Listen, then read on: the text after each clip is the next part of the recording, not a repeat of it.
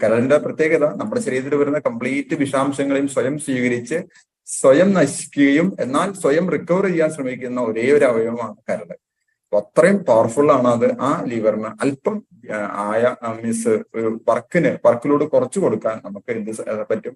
ഈ പറഞ്ഞ ബയോവേജ് സഹായിക്കും. അപ്പൊ പിന്നെ ഇത് ചെയ്യുന്ന രണ്ടാമത്തെ ഒരു കാര്യം ബ്ലഡ് പ്യൂരിഫിക്കേഷൻ, രക്തശുദ്ധീകരണം നടത്തുക എന്ന് വെച്ച് കഴിഞ്ഞാൽ രക്തം ശരിയായി കഴിഞ്ഞാൽ സർവ്വ പ്രശ്നങ്ങളും മാറും. രക്തം ശരിയല്ല, ESR കൂടുന്ന കേസുകളിൽ ESRനെ വളരെ പെട്ടെന്ന് കുറയ്ക്കാൻ സഹായിക്കുന്ന ഒന്നാണ് ഗിലോയ് തുളസി.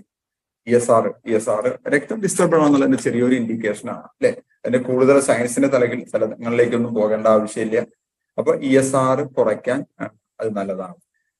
അപ്പൊ രക്തശുദ്ധീകരണം നടന്നു കഴിഞ്ഞാൽ ശരീരത്തിലെ എല്ലാ പ്രവർത്തനങ്ങളും ഭംഗിയായിട്ട് നടക്കും. ആ ബ്ലഡ് പ്യൂരിഫിക്കേഷൻ, ഇനി ബ്ലഡ് പ്യൂരിഫിക്കേഷൻ ബ്ലഡിൽ ടോക്സിസിറ്റി കൂടുതലുണ്ട് എന്ന് കരുതുക.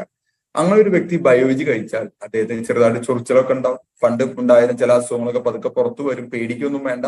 അങ്ങനെ വല്ലാണ്ട് ചൊറിച്ചിലൊക്കെ വരുമ്പോൾ 2 ദിവസം സ്റ്റോപ്പ് ചെയ്യാൻ പറയാം. അവരോട് പറയാം ഇത് നമ്മുടെ ബോഡിയെ കംപ്ലീറ്റ് ഡീടോക്സിഫൈ ചെയ്യേണ്ടതാണ്. അത്